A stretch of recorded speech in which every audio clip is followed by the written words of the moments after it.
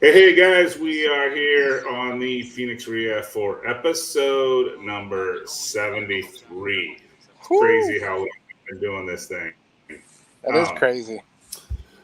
A quick little market update. We have 16,680 actives in good old Maricopa County. I don't know if you saw this today, but interest rates, the 10-year hit 4.38, the highest interest rates we've had since probably Thanksgiving time. To Okay. give you a little history, but I don't know what you saw, Luke. I mean, I saw a little bump in the spring market, but Yeah. our inventory's gone up.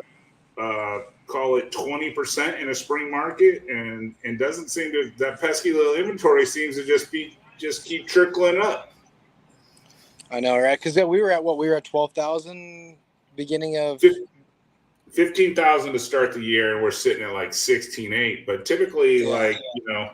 March is supposedly our strongest month, and we've slowly creeped up in the month of March, and with interest rates being the highest it's been since November, like I don't like people are at a 4.3 10 year. People are probably getting quotes at 7.725. Yeah. Yeah. No, I'd say that's accurate.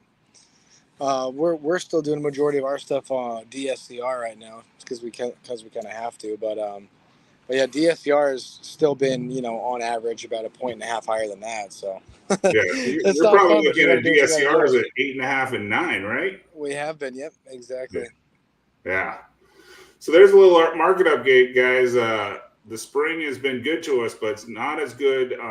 And then if you just look, I might actually look for it while we talk through it. But Yeah. the uh, the inventory numbers nationally, and I probably won't be able to find it while I'm talking, but like if you watch a chart, like we saw a huge decrease, obviously, late 2022 into March of 2022 being the lowest spot. Then Yeah. obviously summer of 2022 inventory shot up. We saw it trickle down in March, but obviously fall of 2023 we saw it come back up, and we've only seen just a little bit off this spring come back. And if we hit this summer with the current inventory we have nationally, we're gonna end up with some of the highest inventory that we've seen in a while. So, Yep. something to keep an eye on. Now, Oh, no doubt about it. so I don't. How is? Are you doing any retail stuff? Are you seeing the same stuff? It's interesting. So we've still been going kind of pedal to the metal on our flips. And I mean the main reason why is because we've actually had a lot of people that have said that they've kind of taken the foot off the pedal for flipping. But we're gonna keep it rolling because as of right now, I mean, we listed 5 properties in the last probably 6 weeks, maybe even 5 weeks, and we're under contract on all of them. Okay. Our even though inventory is high right now, our properties that we're listing are still moving pretty good. And keep in mind, we do a little bit wider variety. Like we're Northern Arizona and we're Phoenix, so we listed 2 in Mesa. We listed 2 in Flagstaff and 1 in Prescott, all in the last 5 weeks. And like I said, we got offers on all. They moved very very quickly. We had full price offers on probably 4 out of 5, and we accepted offers on all 5 probably within the first 3 or 4 days.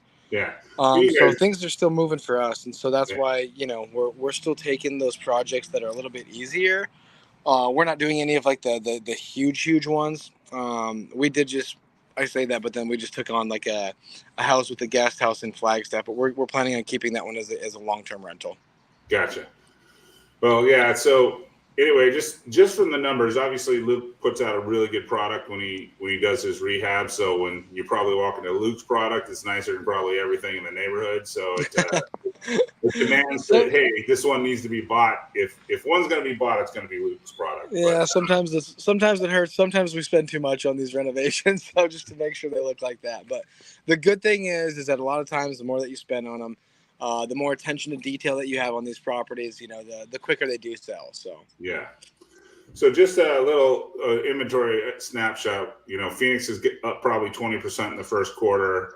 Rates are as high as they've been since basically Thanksgiving. So with higher rates, it might slow this second quarter down and may even pull that little summer slow market forward in that. And then obviously I'm going to keep saying I say it every time, and I could be wrong, but I would expect a slow fall and inventory rising in the fall with the election, just like we've talked about on every Red Room. It's an election year, and people tend to twiddle their thumbs when it's election time.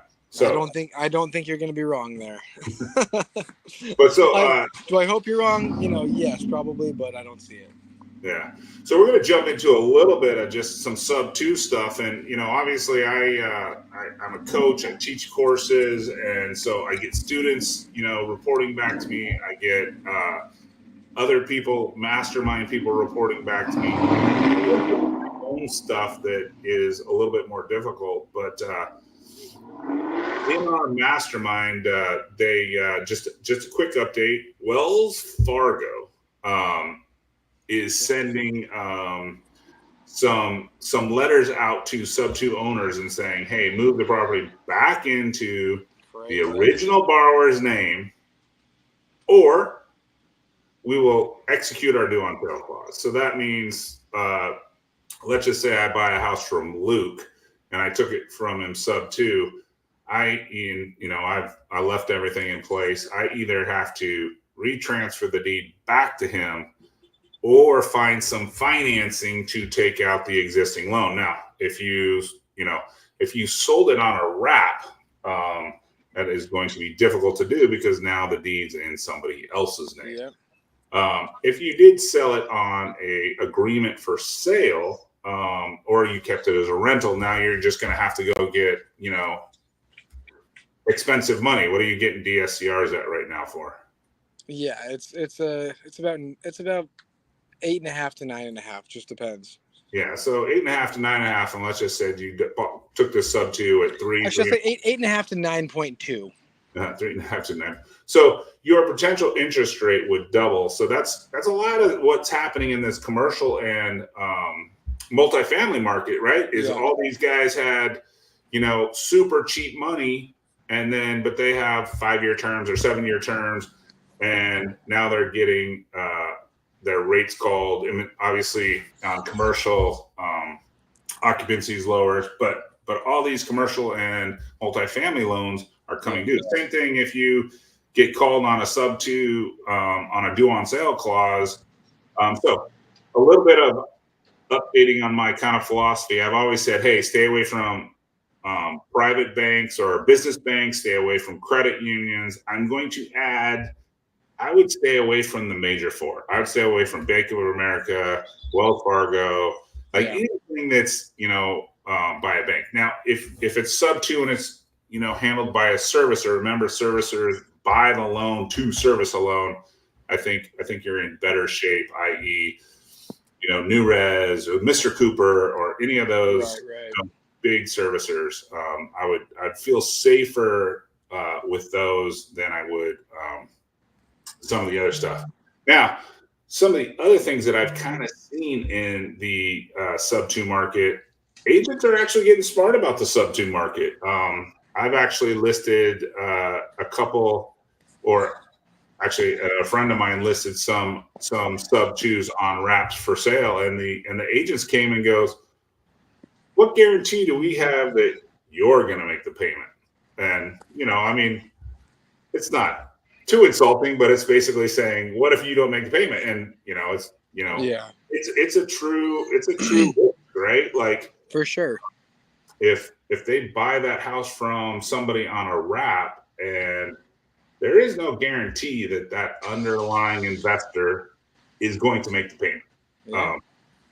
So I said, I actually complimented the agent. I'm like, well, good for actually looking out for your client, because there is really no guarantee that I make the payment. I mean, I said, hey, I'm a licensed loan officer. I'm a licensed mortgage banker. Like, I'm not in the business of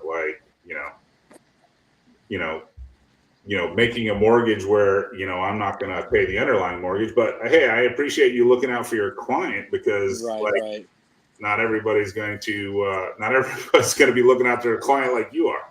No, definitely not. We actually just had an interesting scenario where we bought a property from a guy, and he had a lease option. That's what he had signed on his property that he'd purchased, and it's exactly what you're saying. He had said that he wished that he had, someone with a real estate background that had kind of looked over the contract before he had signed it. Now this has been in place for 7 years. He's actually been in this lease option for 7 years now. And so he's had, the right to purchase it at any point.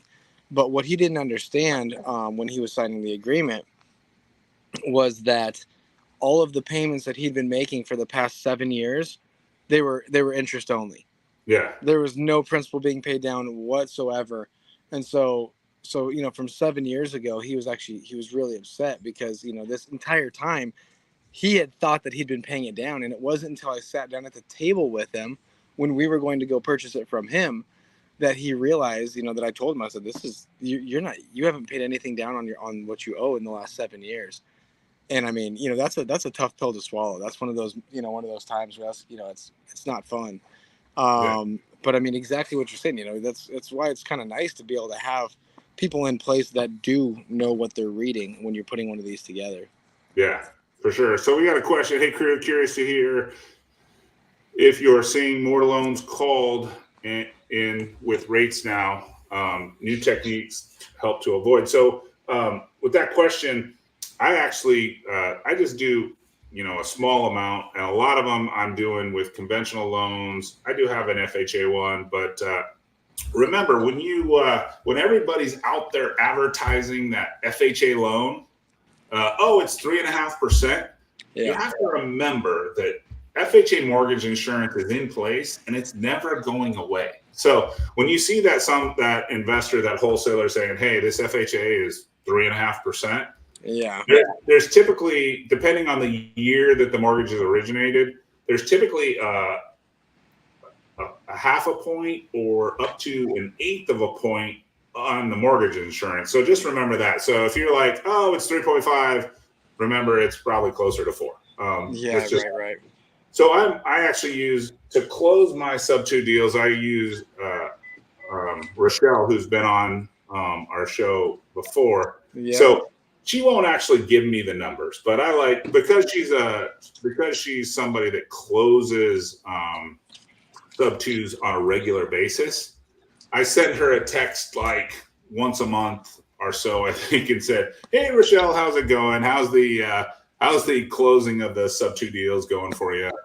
And then my next, she's like, hey, Chris, great to hear from you, blah, blah, blah. And then my next question is, are you seeing an uptick in due on sale clauses? And right. she's like, yes, we're definitely seeing more. Right. She won't dial in. She won't give me like the actual numbers, but she's like, well, we hadn't seen really any before. And now we're seeing more. So just watch for those. And then obviously some things that trigger some of those due on sale clauses is, changing the mortgage insurance. Here's another little ding that I got on one of my sub-2s. Ended up getting it sold and I had to do some workarounds. But, I bought a sub-2 in Florida, which is 3.125 rate, right? Sold it everything's good.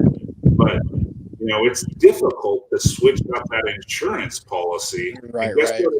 Guess what an insurance policy in Florida costs? With the hurricane. Little bit more than Arizona.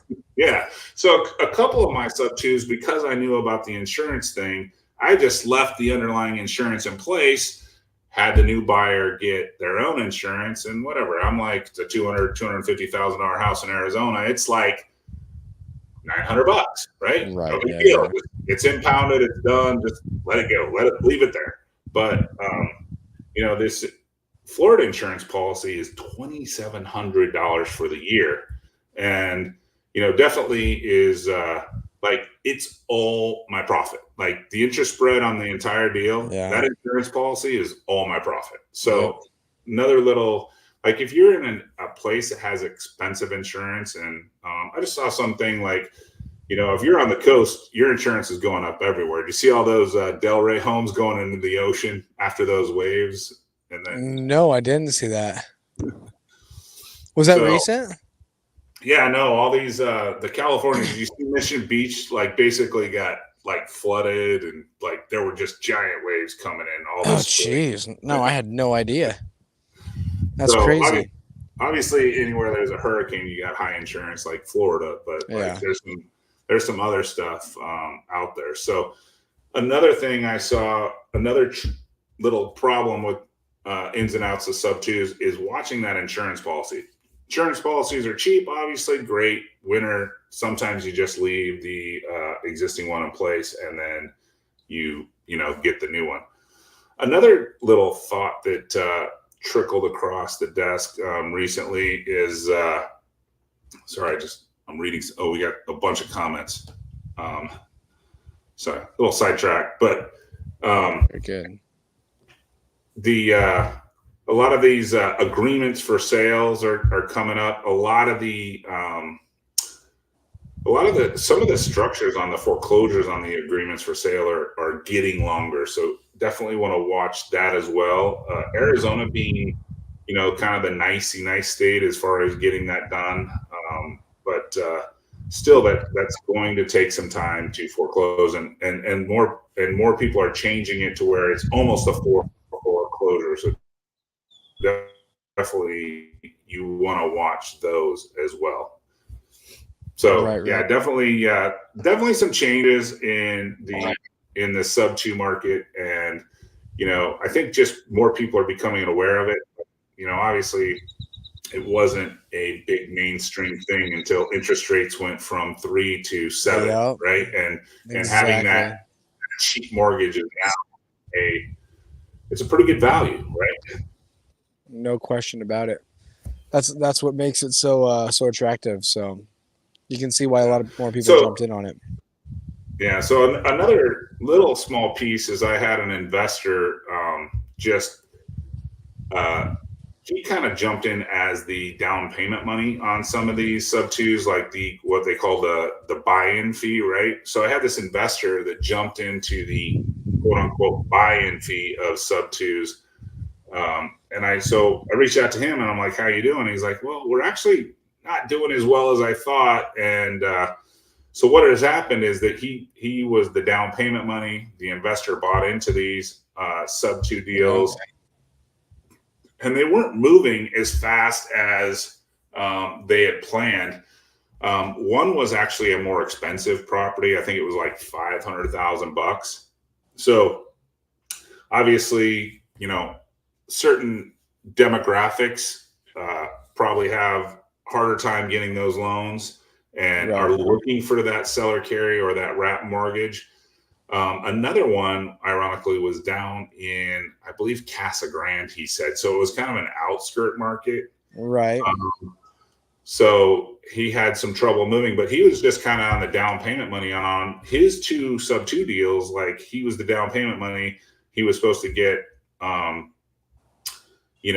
interest return, but the place is sat empty for, he said, like 4 to 5 months. Now, I think they ended up selling one because they actually got a cash offer. I think the $500,000 one, and they got the cash offer, and they had bought it cheap enough, and they're just like, oh, we're selling it. So because it hadn't gotten that sub 2 offer yet, and then the Maricopa one, they ended up getting filled, but it just took 4 to 5 months. So he was down payment money, but then obviously that interest payment on the first has to be paid for 4 to 5 months. So his entry fee was actually a little bit more than he had expected because he paid 5 months of a mortgage payment. Chris, what are you seeing in general as like, a typical, buy-in fee on a sub 2 deal, percentage wise? So kind of my general rule of thumb is like, and what people forget is like, okay, they kind of tease you with like, hey, it's a 3% or it's a 3.25%, it's a 3.5%. Like that all sounds amazing, right? Now, back to just what we talked about. If it's got FHA insurance, add a 0.5 point or maybe 0.75, because so if it's FHA at 3.5, it's really 4.25. Just use that. But let's just say your buy-in fee is 20 or 30 grand, right? That's great. Let's say it's a $200,000 mortgage. All right. So me as an investor, I'm like, I do hard money loans. So for me, I want at least 12% for my money, right? Yeah. So if I put in 30 grand, I need whatever the asset is with the loan amount to make me at least $300 a month. Kind of rule of thumb if I'm putting in 30 grand. So so you see some of these big entry fees sometimes, and you'll see that those don't move, like 75,000 or 100. Yeah. Well, now all of a sudden, that because the entry fee is so high, that deal has to, for me, it has to make 75 or 750 or to $1,000 a month to make it worthwhile. If I'm putting in 75,000 and I'm making 300 or 400. Yeah, it's not worth it. Yeah, I'd rather. You're not going to do that to make. You're not going to do that to make 6% on your money. Yeah. So just something to. That's why. So entry fees. What I just try to do is like, hey, calculate it at 12%. So that's 1% a month. So if you're sticking in 75 grand, you're gonna want. I would want to make back per month. Yeah, 750. And think about what you put in your money and your flips and your return on those, right? I know, exactly. No, that's that exact conversation we had earlier. It's like, if you're an investor, you should have multiple opportunities come across your desk, at least a month. I know a lot of people have them weekly. Some people like you, Chris, have them daily. Yeah. So it's like when you've got opportunities like that, as long as you know what you're doing, God, we've seen where, with what we do, we can make 100% on our money, in the matter of 4 months or something like that. So yeah, I get what you're saying. You definitely, even if it is a long-term hold, you definitely want to make at least 12%. Yeah. And that's, I'm just you're more of an active, like doing your flips. I'm getting down the road. I like my passive income deals. I hear you. All right, so Samuel, thoughts on doing on-market sub-2 deals and selling them to seller financing, or just on-market creative deals in general? So, like I like I put them on market 100%. Like if I do something sub-2, I actually just list it with my daughter and I put it on market and say seller will carry. Now, once again, I will send it off to a loan officer because if you're offering financing, you need to. Qualified mortgage laws say you have to make sure that they qualify.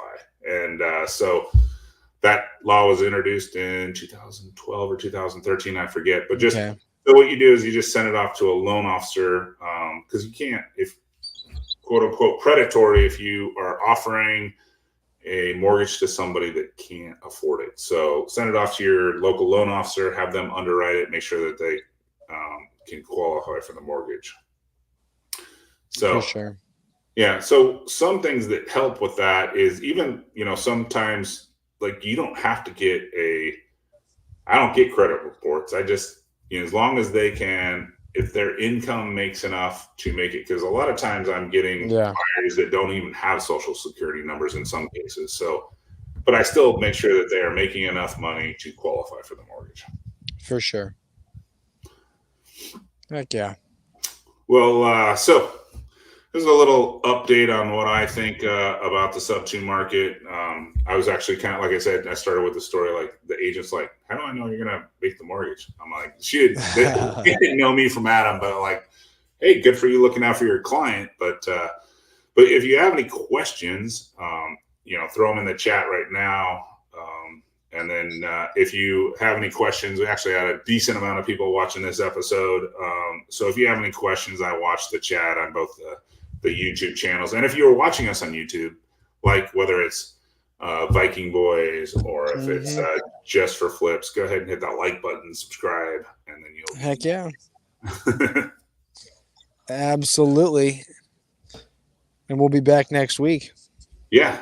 Got any topics you want us to talk about? Throw them in the chat box also, and we will look at. We're always looking for new topics, and like I said, we've done actually sub two, I think 2 times. I just thought it was interesting to some different changes, some things Yeah, to for watch, sure. and some stuff like that. But Oh yeah, those updates are always nice because obviously with you know how the market is, everything's always changing. So it's nice Yeah. for everyone to know about those. oh, they want to talk about lead generation. We can definitely jump into lead generation next time. Yeah, Luke, the super cold caller. We can jump into free lead generation. Hey, absolutely. honestly, so just to give you a All little the different routes. yeah, a little information about Luke and myself. We did a podcast. I started my podcasting. It's just Just for Flips podcast. It's going to be an in-person podcast. I've had 3 guests now. I just didn't have the systems built out to, but Luke's story about free lead generation is like, it'll be out there. It's going to be on Spotify and YouTube, and obviously probably both of our YouTube channels, but it's awesome. But like, he just started cold calling with that headset probably right there. This is the exact same headset. I've had this headset for like 9 years now. I was going to say, with that exact same headset in lead generation, and he went from just cold calling for Brett Daniels and Dustin Monger to like his giant life in real estate, owning multiple cash flowing Airbnbs, Northern Arizona, Flagstaff. I think you got some here locally too, right? We do, yep. Yeah, it's going to be a great story. We did the podcast about a month ago, and then I hadn't figured out how to like get it out there and get it out there properly, and so it'll be out there hopefully in the next week, and we'll Heck yeah. We'll be and then we got some shorts that'll be on our Instagram as well to talk about the podcast. But right now, the best free lead generation is buying one of those headsets right there and cold calling. Yeah. And I mean, not free, but it's damn near free. It's about as cheap as you can get. So yeah, but we'll talk about more lead generation next week. I like it. All right, see you, Luke. All right, we'll see you guys.